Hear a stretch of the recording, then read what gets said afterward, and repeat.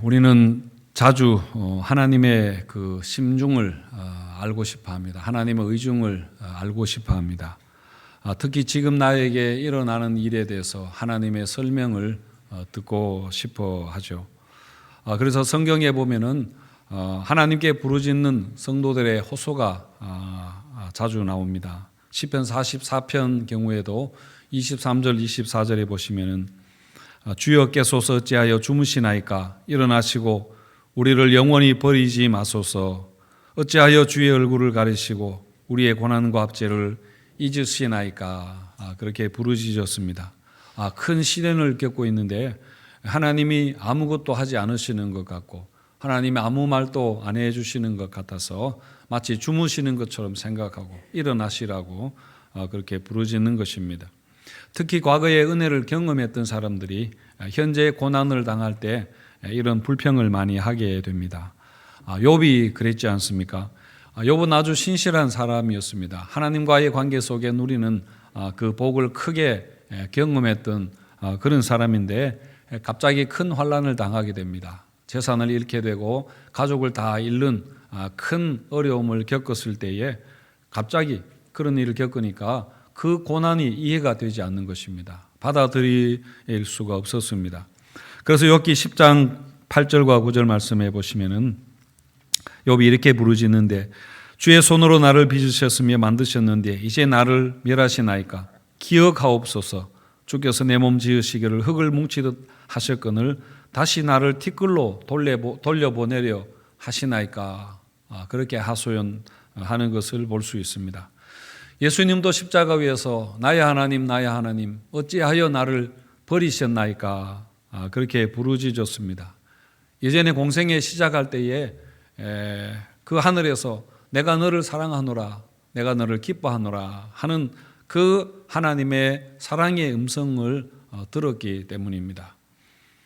이처럼 우리는 우리의 고통과 상실로부터 하나님 어떻게 이러실 수 있습니까? 왜 이렇게 나에게 무심합니까?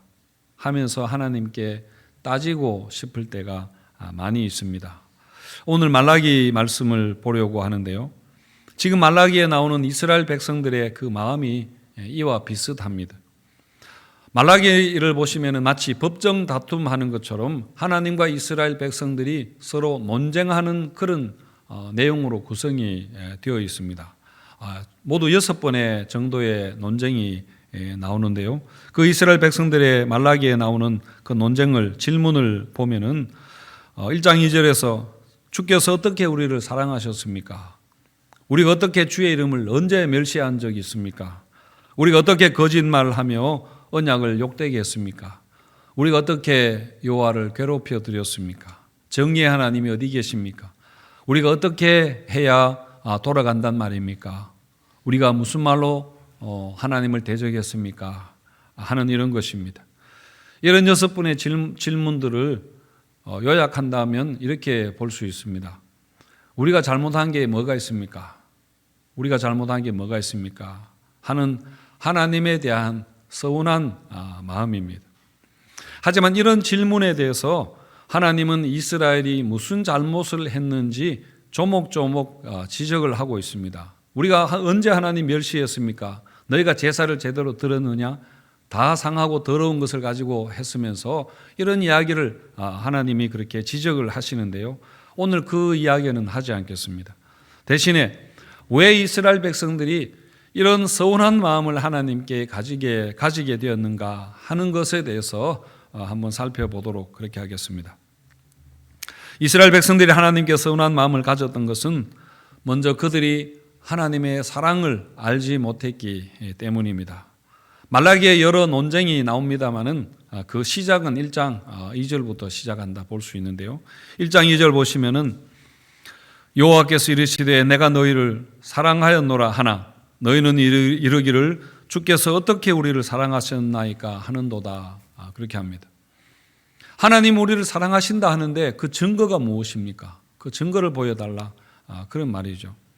지금 이스라엘 백성들의 상황을 이런 말을 하게 된 그 배경을 잠깐 설명을 드리면은 이스라엘의 나라가 망했습니다. 그래서 바벨론의 포로가 되어갔습니다.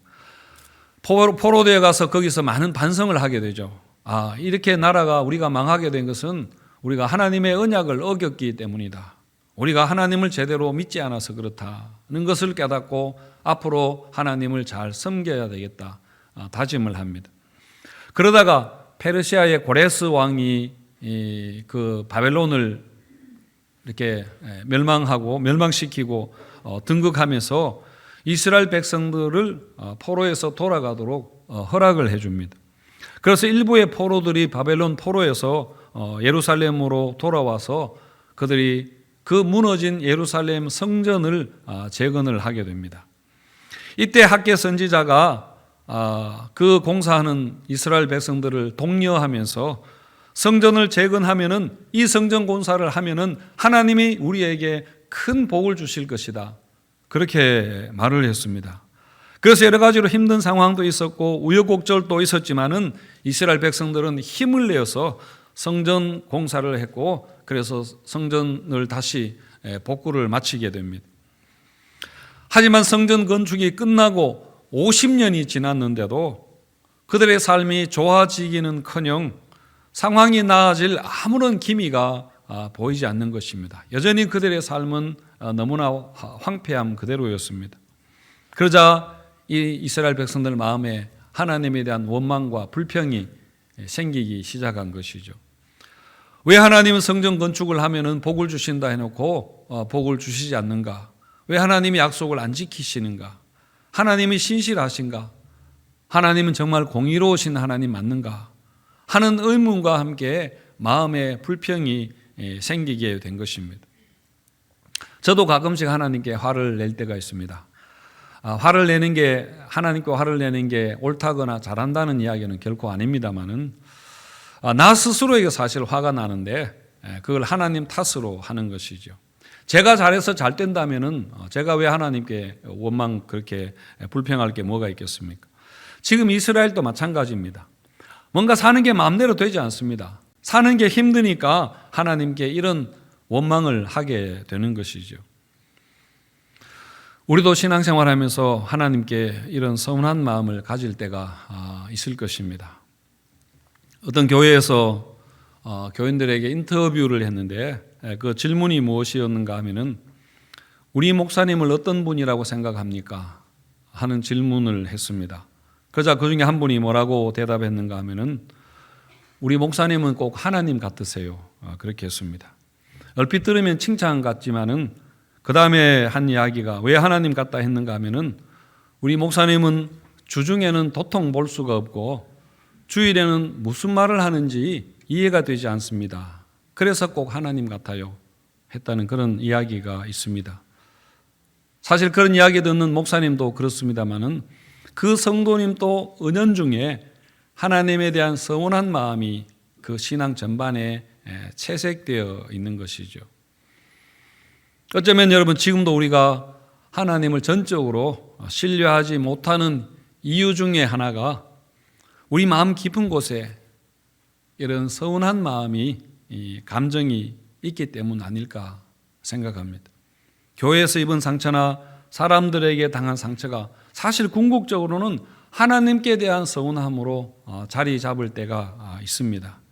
하나님이 나를 사랑하신다고 하면서 왜 이런 일을 당하게 됩니까? 하나님 사랑한다는 증거가 무엇입니까? 하나님이 신실하다는 증거가 무엇입니까? 하나님을 안 믿고 마음대로 사는 저 사람들은 저렇게 잘 사는데 하나님을 믿는 나는 이게 뭡니까? 나도 하나님께 할 만큼 했는데 얼마나 더 잘하라고 하십니까? 하는 이런 마음이 생기는 것이죠. 이런 이스라엘 백성들의 불평과 원망에 대한 하나님의 대답은 무엇일까요? 1장 2절 앞부분 말라기 시작의 말씀입니다마는 1장 2절에 여호와께서 이르시되 내가 너희를 사랑하였노라 하는 것이 하나님의 대답입니다. 이게 말라기의 핵심 말씀이고 이 말씀 속에 하나님의 모든 마음이 다 들어있다 볼 수 있습니다. 제가 이전에 저희 어머니한테 이런 말을 한 적이 있었습니다. 제가 무슨 말을 하다가 나는 내가 알아서 컸다 나는 내가 알아서 컸다 그렇게 했더니만 어머니께서 아무 말씀 안 하시고 그냥 우셨던 적이 있었습니다. 너무 그 말을 듣고 속상하셨던 거죠. 저도 그때 뭐 그렇게 심각하게 말했던 것은 아니었는데 은연중에 제 마음에 그런 생각이 있었던 것 같습니다. 부모가 뭐 별로 해준 게 없지만은 뭐 농사 지으시니까 늘 일하시고 그렇게 하셨습니다만, 그래서 우리 형제들이 그냥 열심히 살아서 자수성가했다는 이런 못된 생각이 마음에 있었던 거죠.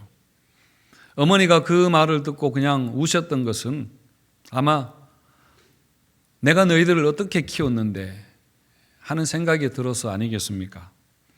자식들이 한 번씩 부모님에게 그런 철없는 말을 할 때가 있는 것 같습니다.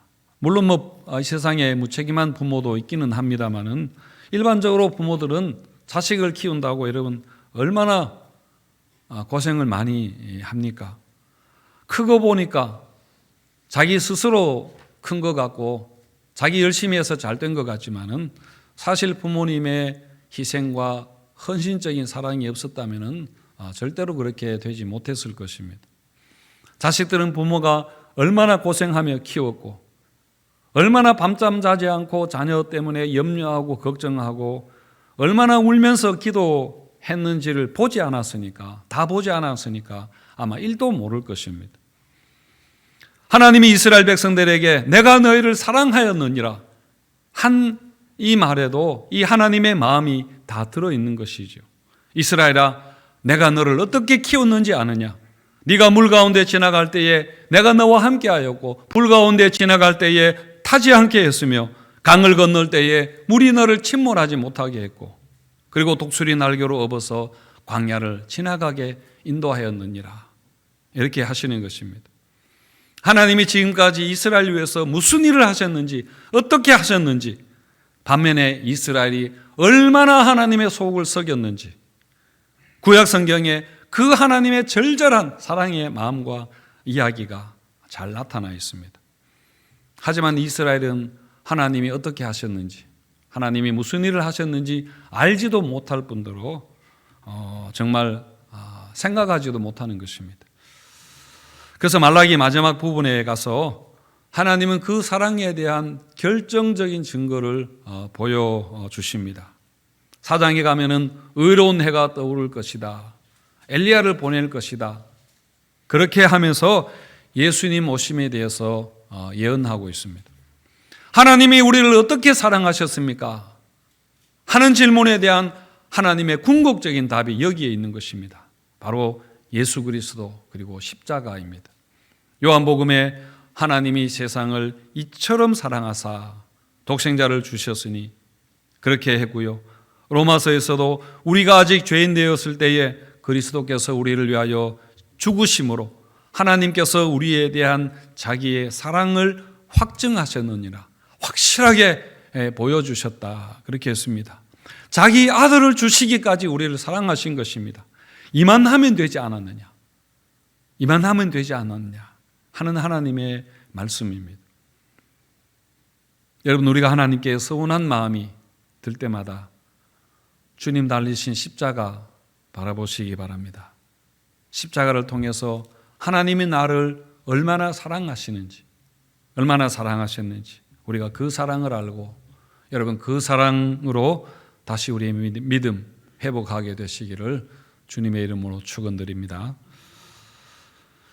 그리고 이스라엘 백성들이 하나님께 이런 서운한 마음을 가졌던 것은 축복에 대해서 이들이 바르게 이해하지 못했기 때문입니다. 14절 말씀 보시면은 이는 너희가 말하기를 하나님을 섬기는 것이 헛되니 만군의 여호와 앞에서 그 명령을 지키며 슬프게 행하는 것이 무엇이 유익하리요? 금식하고 하는 이런 것들이 무슨 소용이 있느냐? 그 말입니다. 하나님을 섬기는 것이 헛되니 하나님의 명령과 계명을 지키는 것이 무슨 유익이 있느냐? 그렇게 하는데요. 이 말이 정말 하나님의 마음을 아프게 한 비수와 같은 그런 말이었습니다. 13절 말씀을 보시면은 여호와가 이르노라 너희가 완악한 말로 나를 대적하고도 이르기를 우리가 무슨 말로 주를 대적하였나이까 하는도다. 그렇게 했는데요. 하나님이 너희가 악한 말로 나를 대적했다. 그렇게 하니까 이스라엘 백성들이 우리가 언제 그랬습니까? 우리가 무슨 말로 하나님을 대적했습니까? 그렇게 하는데요. 그러자 14절에서 너희가 하나님 섬기는 게 헛되다 하지 않았느냐? 계명을 지켜봐야 아무 소용없다 하지 않았느냐? 그게 바로 나에게 악한 말이었고 정말 나의 마음을 찌르는 그런 대적하는 말이었다. 그런 이야기입니다. 하나님 섬기는 게 헛되다 하는 게 하나님에게 얼마나 실망스러운 그런 말이었겠습니까? 이스라엘 백성들이 이렇게 말하는 것은 하나님이 주시는 것에 대해서, 하나님의 복에 대해서 이해를 잘 하지 못했기 때문입니다.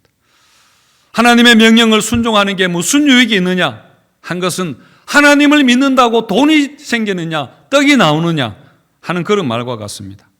하나님이 주시는 돌보심과 그 사랑과 그 신령한 은혜에 대해서 오해하는 것이죠. 하나님 믿는 유익을 세상적이고 물질적인 것으로만 그렇게 생각하는 것입니다. 돈 잘 벌어야 하나님이 나를 사랑하신다고 그런 식으로 하나님의 사랑을 왜곡시키고 착각하는 것이죠. 15절 보시면은 지금 우리는 교만한 자가 복되다 하며 악을 행하는 자가 번성하며 하나님을 시험하는 자가 화를 면한다 하노라 함이라. 교만한 자가 복되다 했는데요. 교만한 삶이라는 게 무엇입니까? 하나님과 상관없이 자기 힘으로 살아가는 거 말하는 거 아닙니까? 내 인생은 나의 것이고 모든 것은 내 능력과 내 열심에 달려있는 것이지 하나님이 무슨 상관이 있느냐, 이런 사상을 이야기하는 것입니다. 그러면서 악을 행해도 벌을 받지 않고 번성하고 하나님 어디 있는지 한번 있으면 나와봐라 하는 식으로 살아가는 그런 사람들이 벌을 받지 않는 것입니다. 이걸 보면서 하나님 잘 섬겨봐야 쓸데없다, 나는 열심히 했는데 이게 무슨 꼴이냐 하는 이런 생각이 낙심이 들었던 거죠. 여러분, 혹시 우리 안에 이런 생각이 있지 않습니까? 교만한 자가 그저 예수 안 믿고 열심히 사는 자가 잘 사는 것 같고, 그래서 세상을 부러워하면서 하나님 섬기는 게 헛되다는 생각을 여러분 하지 않나요?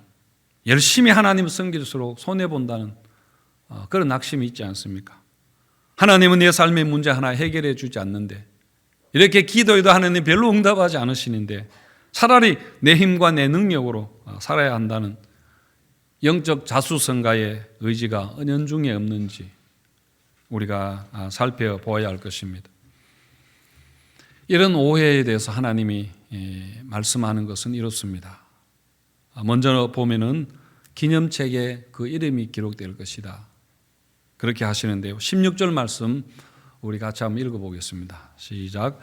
여호와를 경외하는 자와 그 이름을 존중히 여기는 자를 위하여 여호와 앞에 있는 기념책에 기록하셨느니라. 이 말씀을 여러분 믿으시기 바랍니다.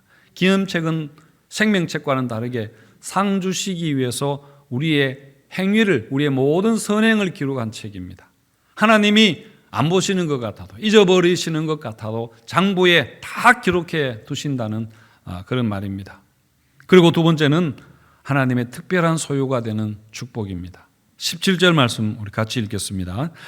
내가 나의 정한 날에 그들을 나의 특별한 소유로 삼을 것이요 또 사람이 자기를 섬기는 아들을 아낌없이 아낌같이 내가 그들을 아끼리니 했습니다. 정한 날에 하나님이 정하신 때가 있다는 것입니다. 하나님의 때에 특별한 소유로 삼을 것이다. 아들을 아끼는 것처럼 내가 너희를 아끼고 있다. 그런 약속의 말씀입니다. 그리고 마지막에 보시면은 마지막에는 반드시 선고하게 돼서 심판이 있다는 것을 말씀합니다. 18절 말씀도 같이 읽겠습니다. 시작. 그때에 너희가 돌아와서 의인과 악인을 분별하고 하나님을 섬기는 자와 섬기지 아니하는 자를 분별하리라. 여러분, 그때에 했는데 그때가 반드시 있다는 것을, 반드시 온다는 것을 여러분 믿으시기 바랍니다. 하나님 섬기는 게 헛되다 하는 그런 교만한 자들 심판당하고, 끝까지 그래도 하나님을 신뢰하고 순종한 자들에게 하나님이 상 주시는 날이 온다는 것을 여러분 꼭 기억하시기를 바랍니다. 말라기에서 이스라엘 백성들이 우리가 잘못한 게 뭐가 있습니까? 했지만은 하나님은 이스라엘 백성들의 신앙에 대해서 문제점을 조목조목 그렇게 지적하셨습니다. 물론 오늘 그 부분 말씀드리지 않았습니다만은 여러분, 이렇게 우리 신앙에 돌아보아야 할 게 너무 문제점이 많다는 것을 이야기하시는 것입니다. 우리가 그저 해오던 대로 잘하는 것 같지만은 우리 신앙 현미경을 가지고 하나님의 눈으로 살펴본다면은 신앙의 허점투성이, 신앙의 오류가 여러분 너무 많다는 것을 우리가 아셔야 됩니다. 그래서 결론적으로 우리가 하나님을 제대로 믿고 있지 않다는 이야기입니다. 그래서 여러분, 우리가 바른 믿음을 위해서 믿음에 더 열심을 내셔야 됩니다. 여러분, 믿음이라는 것은 하나님이 약속하신 것을 반드시 지킨다는 것을 믿고 그 말씀대로 살아가는 것입니다.